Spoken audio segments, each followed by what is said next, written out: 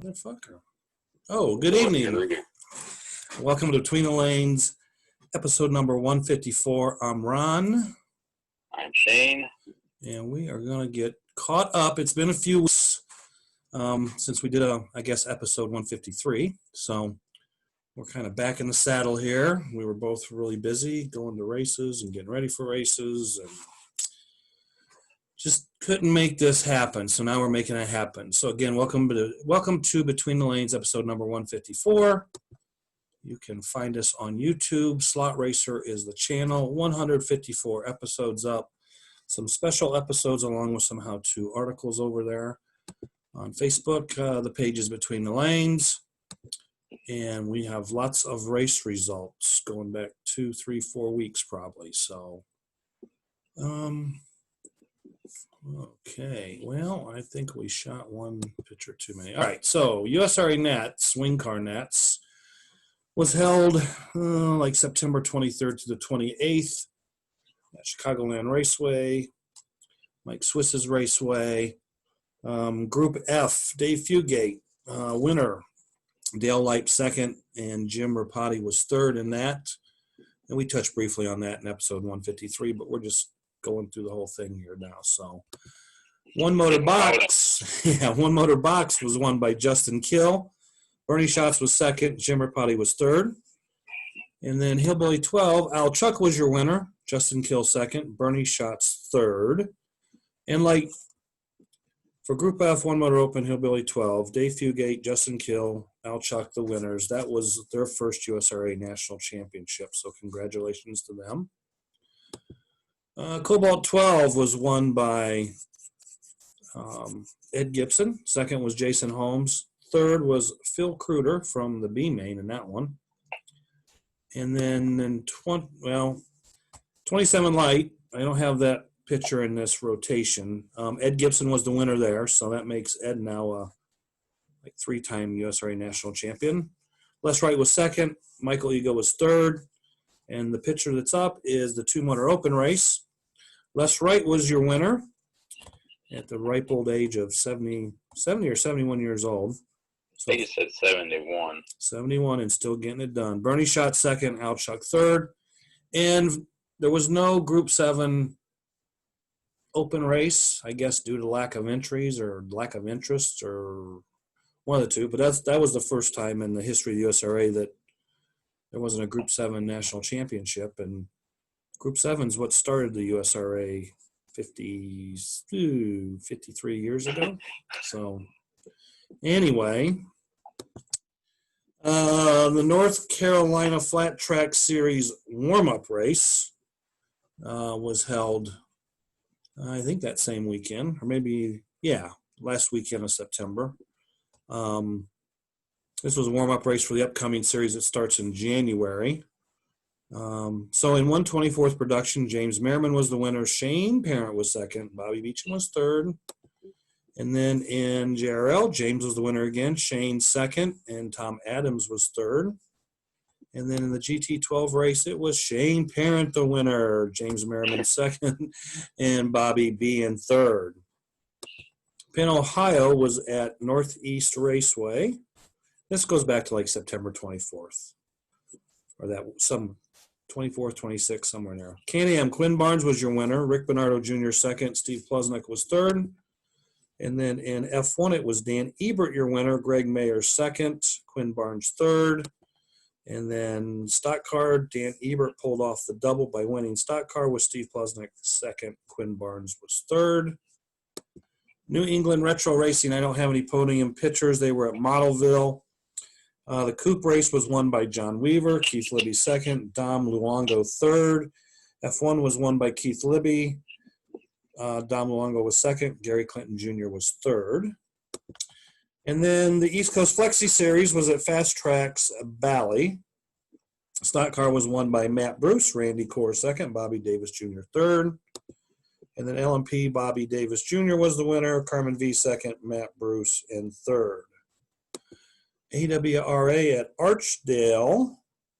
Legends, George Spry was your winner, Leland second, Bobo third.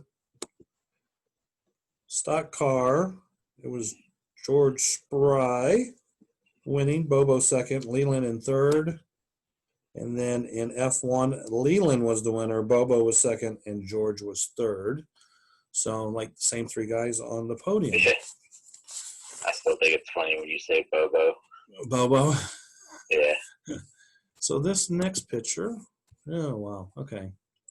It just it wasn't very clear to begin with. But this, the New Zealand Nats were held at the Wellington Slot Car Club.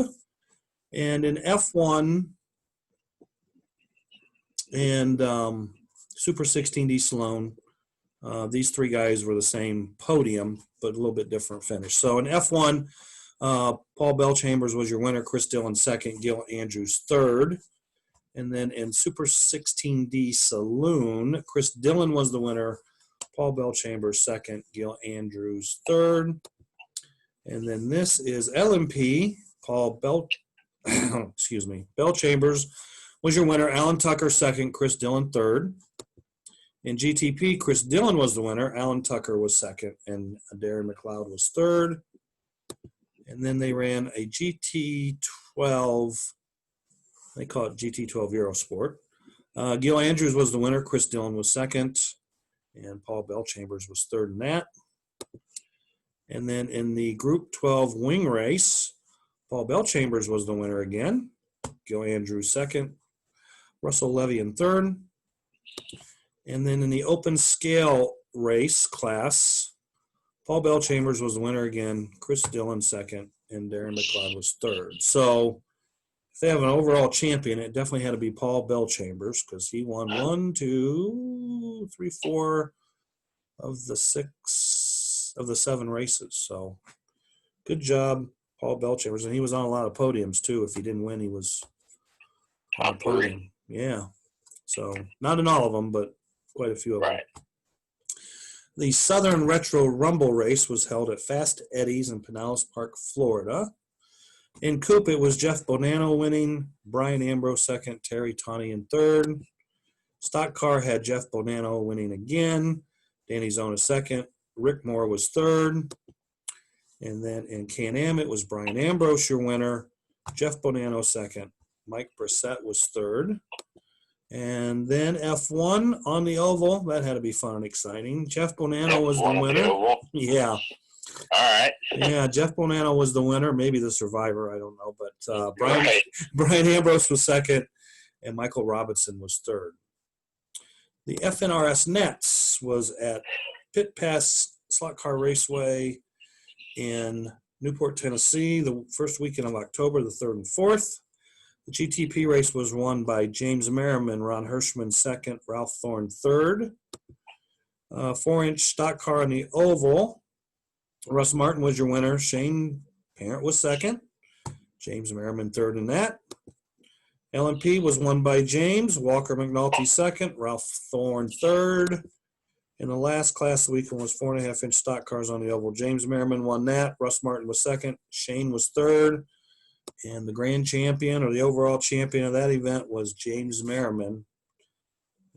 He won 3. He got third in the one he didn't win, so he had a good weekend. Just to update, my thumb is 95% healed. 95% healed. Yep. Yeah, Looking Shane, at it today, like, it's not doing too bad. Still Shane, numb on the top of it. It's kind of weird, but it's not weird colored or anything. It's just. Yeah, Shane got a pretty good gash. Yeah. Marshalling, passed out. marshalling the 4.5-inch B main, and it probably needed stitches, but super glue and patience. Yeah, kept him going. So we got him good enough to race, and he wore a glove, which yeah, go back to that picture, and yeah, you're holding your plaque. You got your glove on there. That's the wounded hand, folks. Yep. So Mid-South. I won't have to start bleeding again. Right. Mid-South was Uncle Charlie's. Uncle Charlie's. Yep. North Wilkesboro. North Wilkesboro. 4-inch stock car. Bobby Beachman was your winner. Russ Martin second. Walker McNulty third. GTP was won by Russ. Ralph was second. Bobby was third. 4.5, Shane was your winner. Bobby was second. Russ was third. And Ralph won the LMP race with James second and Bobby third. BRS. I got my notes out of whack here a little bit. BRS was at Downriver Speedway in October. No. Yeah, it was October race. I'm sorry. Yeah, that's okay. If it was after Mid-South, it was third week in October. Second. Yeah, third week. Anyway, Can-Am was won by Frank Ulbrich Jr. Rich T was second. Bob Foster was third. And then in F1, same podium. Frank Ulbrich was second, except Foster was second, and Rich T was third. And then in the Retro Flexi class, Frank Ulbrich wins again, pulling off the sweep. Spove was second. Bob Foster was third. Now, Chicago Wing Racing was last weekend at Chicagoland Raceway. And the Group F race, Michael Eagle was your winner. Bernie shot second. And Jim Kreider, I believe that's who Jim is, was third. And then they also raced one motor. Well, I don't know if it was one motor. It was definitely Group 12 or Box 12. Mike Eagle was the winner again. Bernie was second, and Jim was third. No podium pictures, but we had the race sheets up. So, my finger got heavy there. Dallas Slot Cars down in Dallas, Texas was the Texas two-step retro race. Can-Am was won by Ken Stevens. Larry Reed was second. I guess that was his first podium, or first A-main podium. And Stephen Reed was third. I don't know if that's father-son or for sure, but I'm sure they're related. And then in the F1 race, Stephen Reed was the winner. George Michaels was second, and Patrick Doolin was third.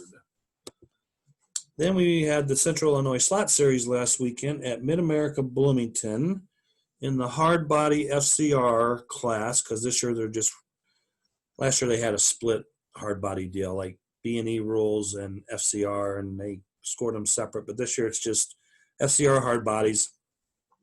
Kurt Vincent was in a totally different zip code. He was a runaway winner. Ron Hirschman was second. Randy Lynn was third. And then in the Can-Am class, Ken Williams was your winner. Kurt Vincent second. Toby was third. And then Dirt Late Model, Ron Hirschman was the winner. Toby Kindig was second, and John Vincent was third. It's not a very good picture. It's like somebody had the sun or something. Whoa. And then in GTP, oh, that's not good. GTP, the winner was Ron Hirschman, Toby Kindig second, Jeff Goldie Goldberg was third. Well, he was calling him Goldie all week. I was like, yeah, Jeff Goldberg. And then guys are like Goldie, and I'm just like, okay, so now it's Jeff Goldie Goldberg. It just reminds me of people changing my last name, or yeah. Like in high school, everyone always called me Shane O'Mac for some reason, and I was just like, all right. Well, see, Jeff made the JG controllers, so a lot of people call him JG. Right. So now it's like Goldie, so it's like, okay. All right, Penn, Ohio, no podium pictures, but they were at Mark's Model World last weekend. Can-Am, Greg Mayer was your winner, Greg Fox second, Jason Dennis was third. And then in F1, kind of hard to see that picture. Rick Bernardo Jr. was your winner. Greg Mayer second. Greg Fox was third. And then I have neither a race sheet or podium picture, so I just put up the picture of their cars. So in the middle car, that's winner Jeremy Dennis. The green car to the left, number 5, second place Bud Bardos. And number 4, yellow, green, and blue, is third place Steve Plosnick's car. So that was your podium in the stock car race. Florida Wing Racing at P1 Raceway. Group F was won by Jeff Cox. Dan Lombardi was second. Marcus Ramos, the track owner, was third. Group 12 Light, Marcus Ramos was your winner. Slot car Spence was second. I have no idea what his last name is. Gary Warden was third. And then in Group 12, Matthew Lombardi was the winner. Mark Widener was second, and Ed Hoffman, owner of Fast Eddie's, was third. East Coast Flexi Series was, I think they were at RJ's last weekend. NASCAR winner Matt Bruce, second Bobby Davis Jr., and third Pops Davis. And then in LMP, Bobby Davis Jr. was the winner. Matt was second. And that pitcher, Bill Gerhart, was third. That's the A main podium. But overall, it was Bobby, Matt, and then Carmen V, who won the B main, wound up beating Bill by one lap. So the overall main was Bobby, Matt, and Carmen. So in the no pictures, but we still give them some what are we giving them? Not credit. We're giving them fame and fortune here, I guess. So I would say giving him love, but then I was like, no, he ain't looking for that either. No, Retro East was at Race Place 3 weeks back, I think it was.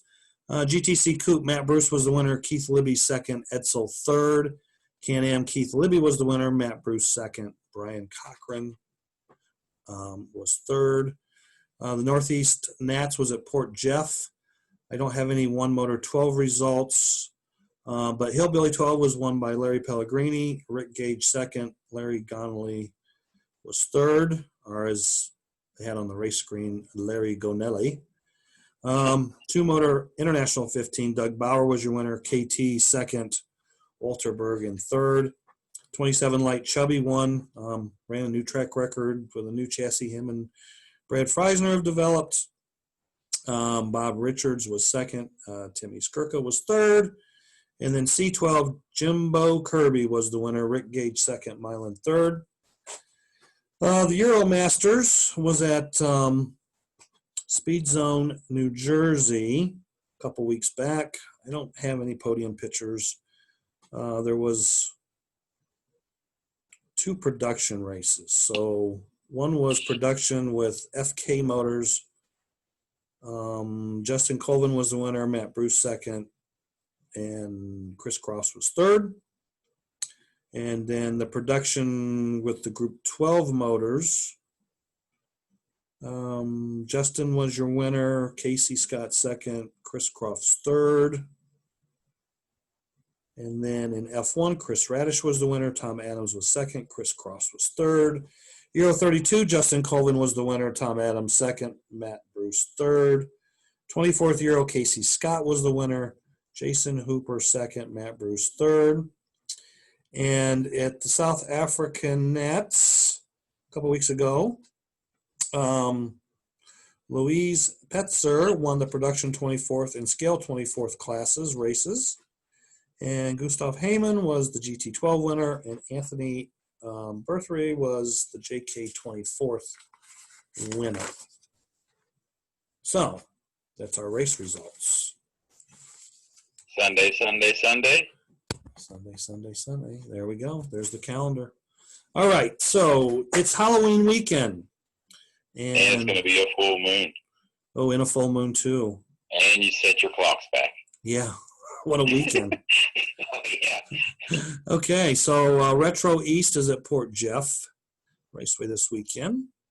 There's a USCA non-points race at Mid-America Buffalo Grove this weekend. That's all the races I have on my calendar for this weekend. November 7th is I have one to add to November 7th. Okay, so the Flexi Flats is at Washington. The Sunset 240 Enduro is at Mid-America Buffalo Grove. On the 8th, Sunday the 8th, is the Ohio Oval Series at Fast Alley. What do you want to add to the 7th? Piranha Speedway and Hobbies. Okay. They have posted November 7th will be some wing car racing. Looks like 1 motor box, 2 Billy box, 27 light, and 2 motor open. Okay. They just made a post. I was kind of scrolling through, and I was like, ooh, I can add this to the show. Cool. You're on it. I like it. The following week, I don't have the exact date it starts. No. I was going to say that'd be the 13th and 14th. Well, yeah, but before the 13th, 14th, like on maybe Tuesday or Wednesday, the Nazarene Nats start at PA Watson Slot Cars. LLC, Houston, Texas. Will be See if I the can dig that up. will be the Nazareth Wing Car Nats. That's like a 4 or 5 day event. Mid-South will be at Mach 1 on the 14th. The Fall Brawl Retro Race starts at Speed Zone on the 13th. Central Illinois Slot Series is at Route 66 in Elkhart, Illinois. BRS is at Fast Tracks on the Bull Ring, Fremont, Ohio. The weekend of the 21st, you got Retro East at Fast Tracks. You've got Ohio Challenge Cup kicking off their season at HMS, Bellevue, Ohio. You have Penn, Ohio Retro Series at Washington, Pennsylvania. Then you have that same weekend, the 21st, on Sunday, the 22nd. Gator Retro Racing Region will be at the Race Place in Florida. And then Thanksgiving weekend, I have the Turkey Throwdown race at Mark's Model World. It's for Retro Can-Am and F1. Handout Mid-America Eagle Motors, Retro Eagles, excuse me. And I think it's like $100. You can race both classes, and it pays for your motors and an extra motor for each class. And that's at Mark's, correct? Mark's Model World. You coming?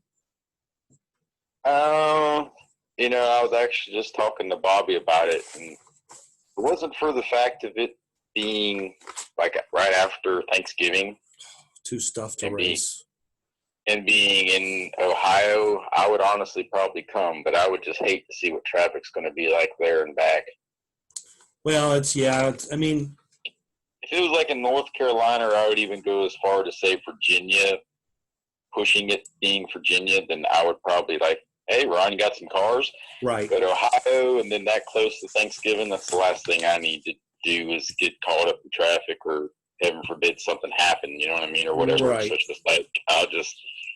In the Mid-South races at Mach 1. So, yes.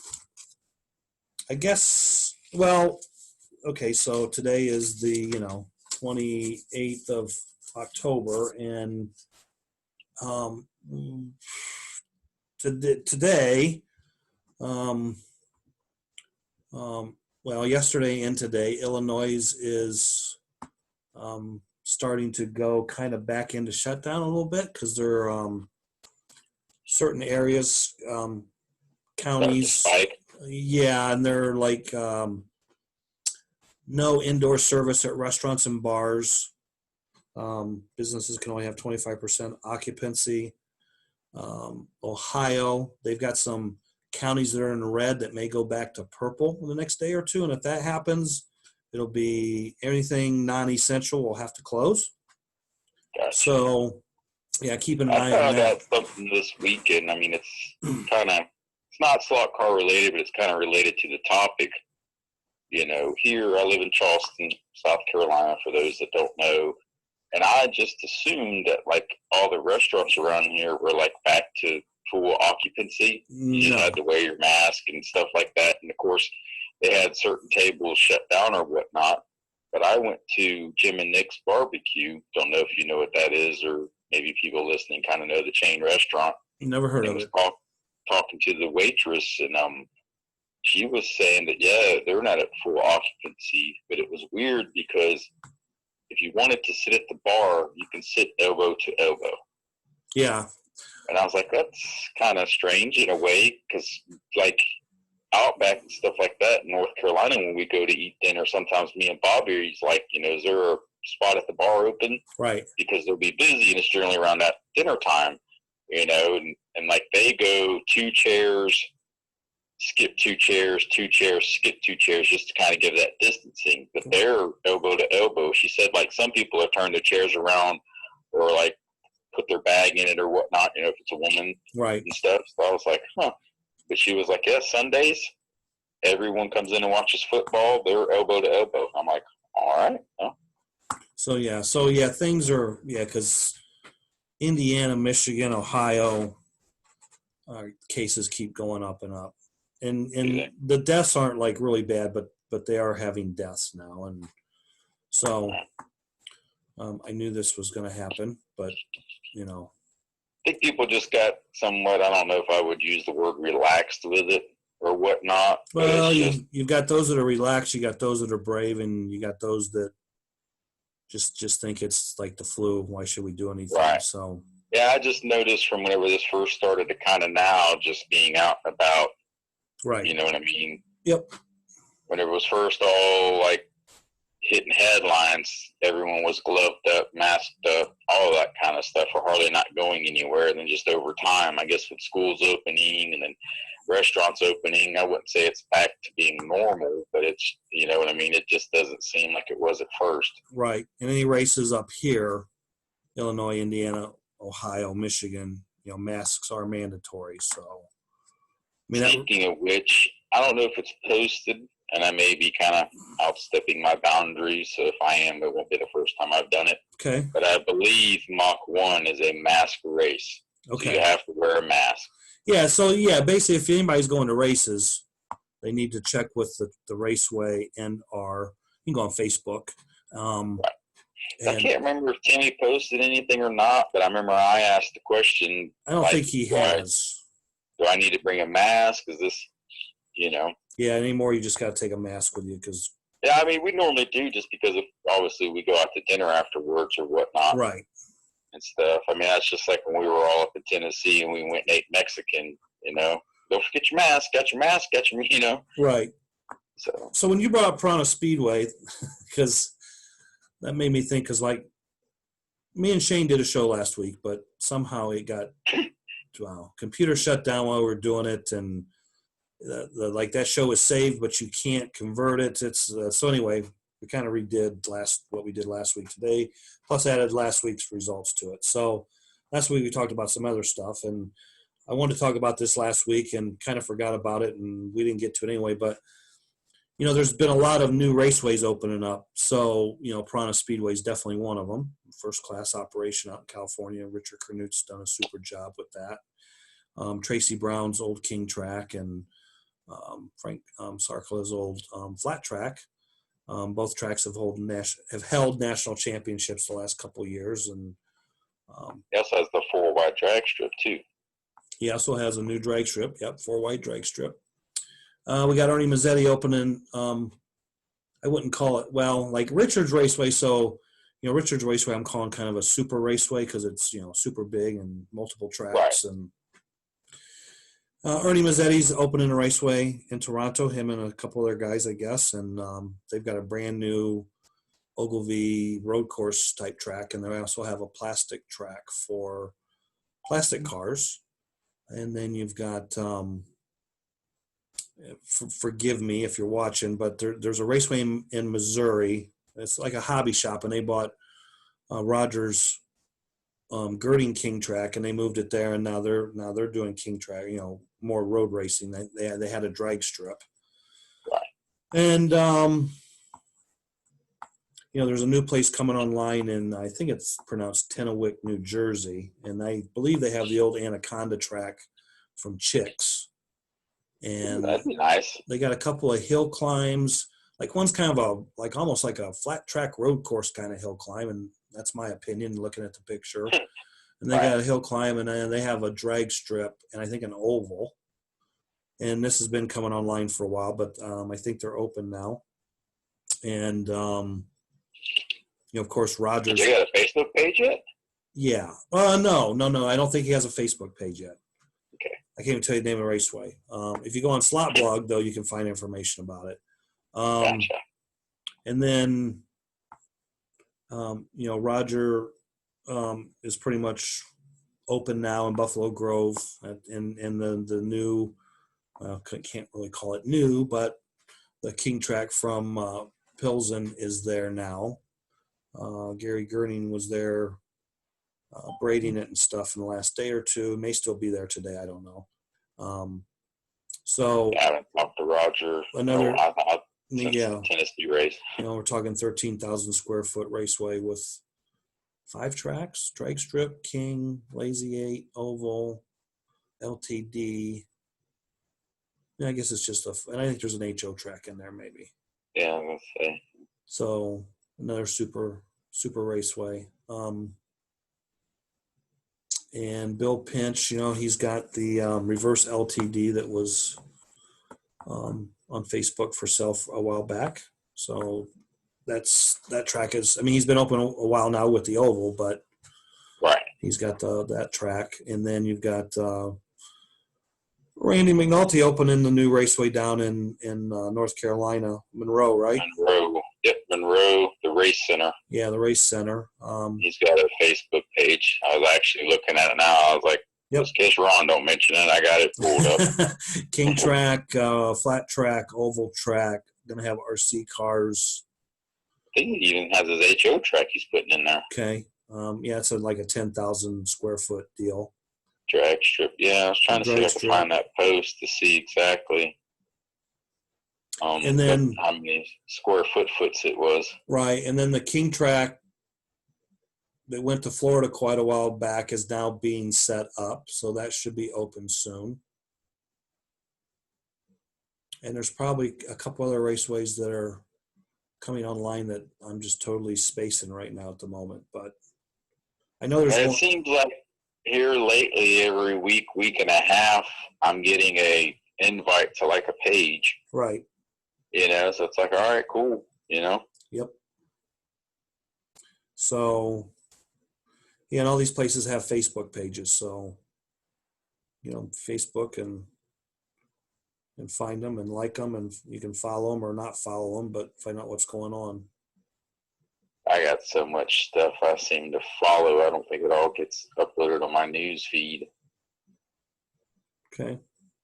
Trying to find, but it doesn't say how many square feet it is. Okay. So I'm kind of excited about the flat track, though.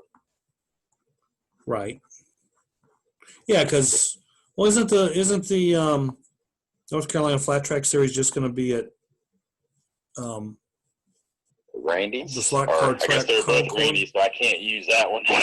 Well, I would honestly think maybe the first race they may take a vote, and I'm totally cool with alternating. Well, that was my question. Wasn't all the races, or like 6 races scheduled? They were just going to be at Concord. Yes. Okay. Concord on the Nats track. Right. So now that they have this other, yeah, they could have a couple races there in the series as well. That's cool with me. And that's just like I've kind of talked, amongst fellow racers, thinking,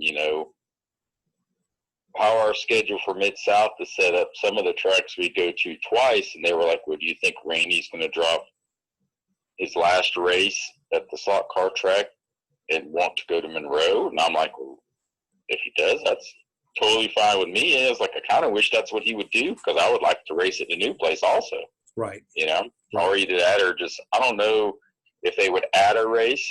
So even if they wanted to add a race, they could add a race, Right. Either which way, once it's up and running and set up and all that, I'm sure I'll pay it a visit, because the cool thing about that place is I can kind of get to it 2 different ways. I can actually go up 95 and get to it, or I can go 26 to 77 and get to it. I just have to see which way's quicker. Right. Because I've left work before and pulled up my GPS and kind of punched in the slot car track Concord. Mm-hmm.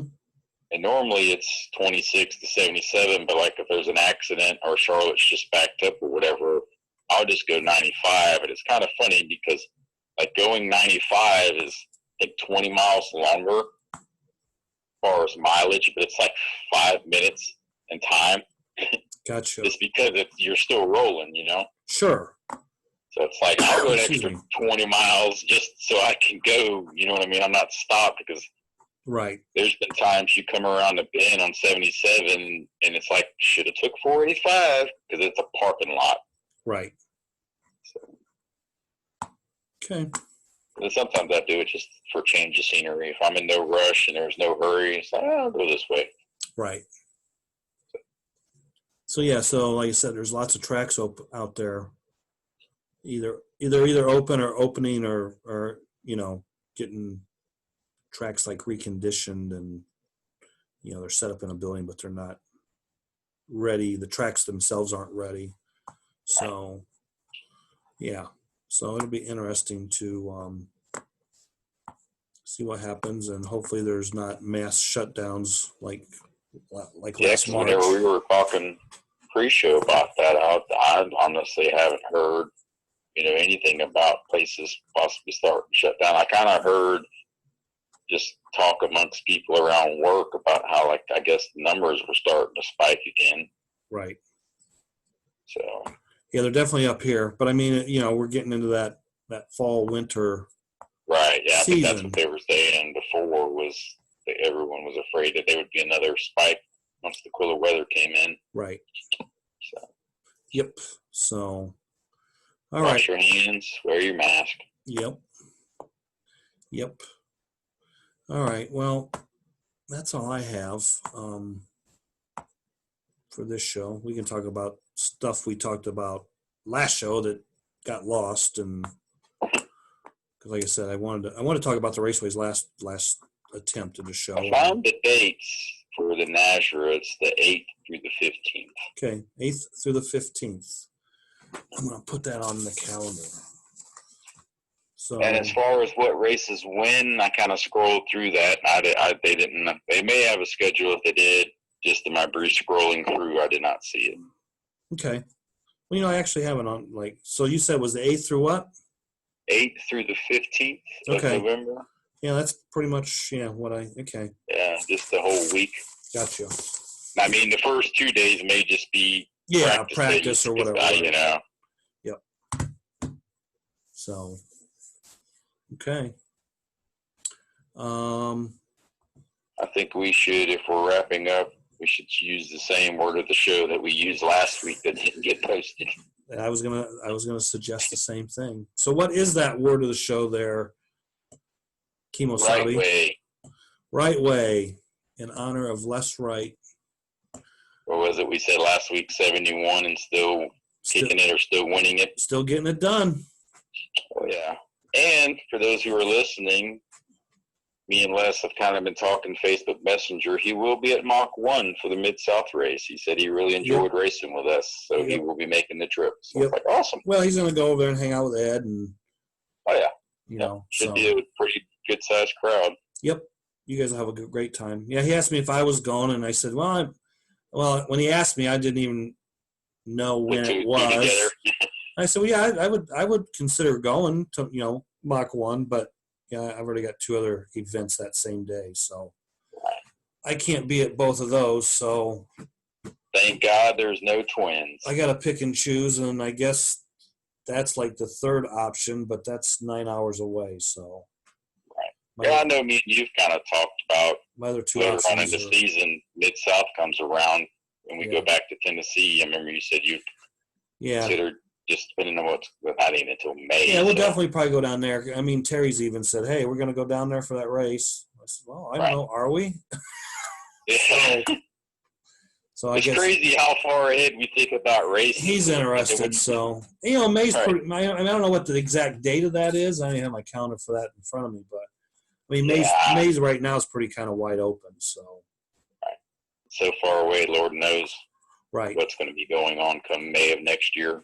Yeah, we might be reopening or something. Who knows? Yeah. I hope not, but we'll see. Exactly. Hopefully it kind of does its deal. And while this is not a political show, we don't talk politics on here, but nope. Go vote. Right. That's all I'm going to say. Not political. Is this is you got till next Tuesday. Go vote. Right. So don't know if it's going to change anything, but go vote. So that's that. Get your sticker. Get your sticker. I voted. All right. So until episode 155, if you're going racing this weekend, good luck, win, do your best, have fun, be safe, and we will see you hopefully next week. Out. Bye-bye.